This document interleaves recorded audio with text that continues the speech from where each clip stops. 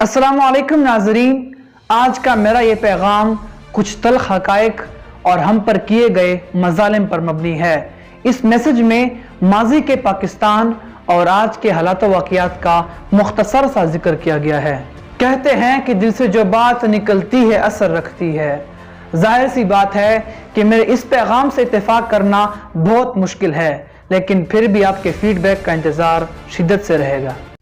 یہ ہے ہمارا پاکستان، سب سے پیارا پاکستان۔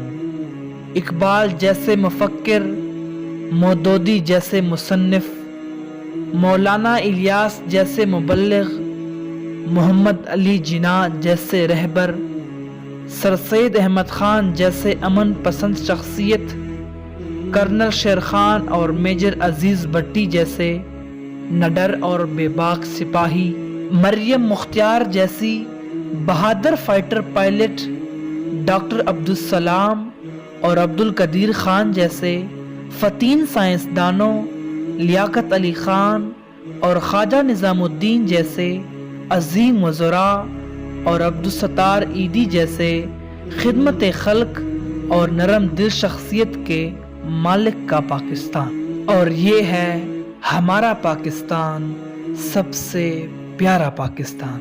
ملک پاکستان کو حاصل کرنے کے لیے کتنے لوگوں نے قربانیاں دی، کتنی جانوں کا نذرانہ دینا پڑا، کتنے جنگجو سپاہی شہید ہوئے، کتنے مصائب و آلام کا سامنا کرنا پڑا، کتنی عورتیں بے گھر ہوئیں اور کتنے بچے یتیم ہوئے، یہ آپ سب بخوبی جانتے ہیں۔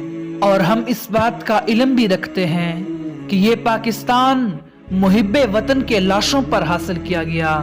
پاکستان کے وجود میں آنے کا مقصد نظام عدل اجتماعی اور اسلام کی سربلندی تھا۔ اس کا مقصد پاکستان کی صورت عہد حاضر میں اسلام کے حصول حریت و اخوت کا ایک نمونہ قائم کر کے پیش کرنا تھا۔ لیکن کیا اب یہ وہی پاکستان ہے کہ جس کے بارے میں ہندوستان کہا کرتا تھا کہ مسلمان کے ہے دو آستان، پاکستان یا قبرستان؟ کیا یہ وہی پاکستان ہے جس کے بارے میں علامہ اقبال نے آزادی کا خواب دیکھا تھا؟ اور کیا یہ وہی پاکستان ہے کہ جس کے حصول کے لیے قائد اعظم نے دن رات ایک کر کے انت تک محنت سے کام کیا تھا؟ افسوس اور ندامت اس بات کی ہے کہ ہم نے ان شخصیات کی امانت کو کیسے رکھا۔ کیا یہ پاکستان اس لیے بنا تھا کہ اس میں ایک طرف 200 کروڑ کی شادیاں کی جا رہی ہوں اور دوسری طرف ایک خاتون اپنے بچوں کو اس غرض سے قتل کر دیتی ہے کہ ان کے پاس کھانے کے لیے روٹی میسر نہیں ہوتی؟ کیا یہ پاکستان اس لیے وجود میں آیا کہ اس میں 30 ارب کے محلات تعمیر کیے جائیں اور اپنے بچوں کے عقیقوں پر 50 جانوروں کی قربانیاں کی جائیں، پوری زندگی سیر و تفریح میں گزار دی جائے، جبکہ ہمسایہ کھانے پینے سے محروم ہوں؟ کیا پاکستان کو حاصل کرنے کا مقصد یہ تھا کہ اس میں ٹک ٹاک نامی اپلیکیشن پر بیہودہ ویڈیوز بنا کر 10 لاکھ فالوورز حاصل کر سکیں؟ یا اس میں محکمہ پولیس کے کچھ اہلکار ایک ایسی عورت جو جنسی استحصال کا شکار ہو بغیر رشوت کے FIR کٹوانے سے انکار کر دیں؟ یا پھر اس ملک پاکستان میں ہمارے کچھ نعت خوان فلمی گانوں کے طرز پر نعتیں پڑھ سکیں اور اس وطن عزیز میں کچھ غنڈہ نما لوگوں کو غیر قانونی اسلحہ بنانے کی مکمل آزادی دی جائے؟ کیا اس ملک پاکستان کو حاصل کرنے کا مقصد محض یہ تھا کہ اس میں اپنی عزت و آبرو محفوظ رکھنے کی بجائے میرا جسم میری مرضی کے نعرے لگائے جائیں؟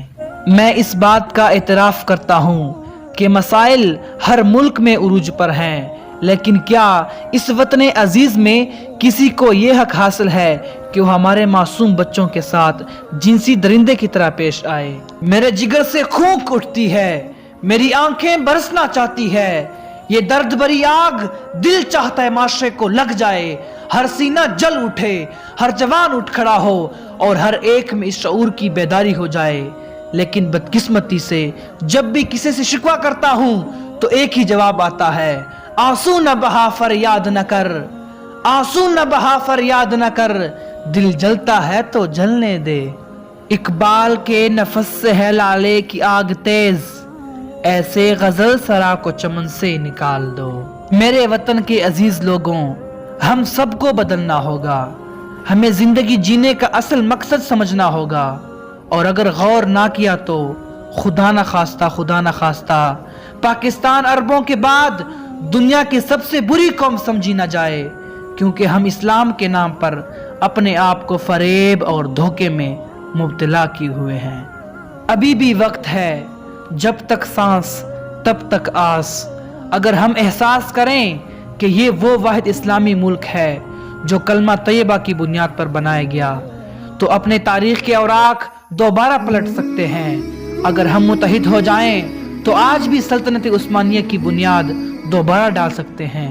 है आया फितनाए तातार के अफसाने से, है आया फितनाए तातार के अफसाने से, पासबा मिल गए काबे को सनम खाने से।